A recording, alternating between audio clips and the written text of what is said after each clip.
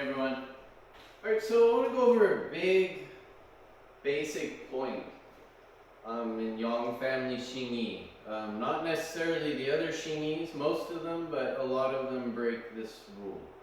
It's very important that our ankles and our wrists are not manipulated. You don't bend your wrists, you don't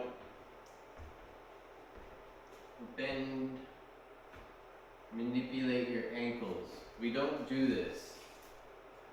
Your joints, this can apply for every joint in the body.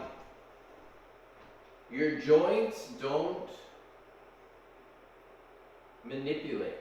They don't move around. They hold. They hold as part of the structure. The power happens within that, within the container that your joints are holding. So when we talk about the ankles, a lot of people step and then push through. This is manipulating the ankle. Once we're in our principles, our feet are basically locked. So when I go low to move forward, everything comes forward. Everything. My heel doesn't step and then I move weight. So our heels, our ankles stay. Then once our body, our heel touches, now the body manipulates around that. Therefore, when we pick up one leg, we're still 50-50 structured. We're not standing in one leg. So this is very important. Also,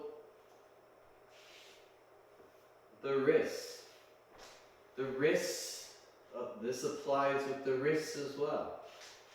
Because we have the claw, our fists simply can come in and go out. So there is no turning of the wrist like so. Even in our tigers, we don't bring the wrist out and flex the fingers. We go low so that our flipping power is vertical. We don't have to manipulate the joints. So when we do look, it does look like we're bent, but we've just gone deep in our stance. The wrist is exactly where it was.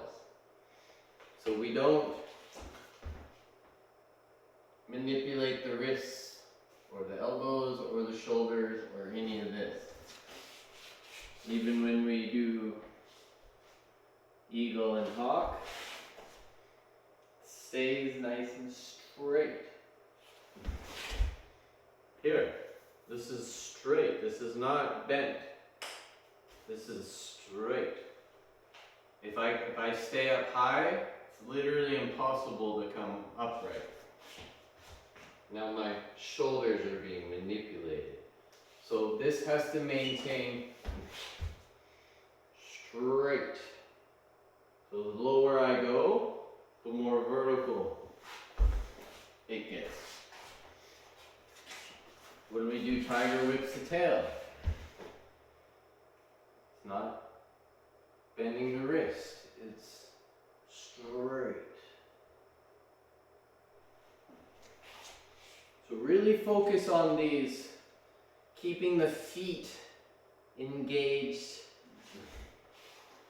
so that when you walk, it's just this pulling of the cables action. This is what we want, just that straight pulling. The spirals happen from the dantian. All the tendons and the muscles and the bones, they're just ripping in and out, open, close. Within the structure within the containment. So really important to apply this idea to the elbows. We don't just hit the elbow up. The structure comes in. The dantian moves. Therefore, the elbow can strike. So make sure you're not manipulating your arms and legs. Keep the structure. Now everything is contained. I don't let them go because now I'm all over the place. Keep it contained. I don't manipulate the hand. It's just everything coming across. So, really important concept. It's just that pulling of the cables.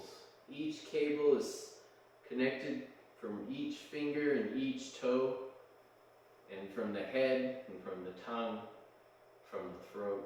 Everywhere is connected to the dantian. So every time I breathe in, everything comes in. Every time I breathe out, everything comes out a little bit, not fully. So, really important to keep this idea, because this is how we don't hit, we don't bend to hit, we just stays here. Now we can keep adding power. Alright guys, hope this helps. This is a basic idea. Really make sure you're not manipulating your ankles. You know, sitting high and pulling your ankles up or down, or when you pick up your feet, you move your ankle. Everything should stay nice and tight and in one shape. Alright guys, hope this helps.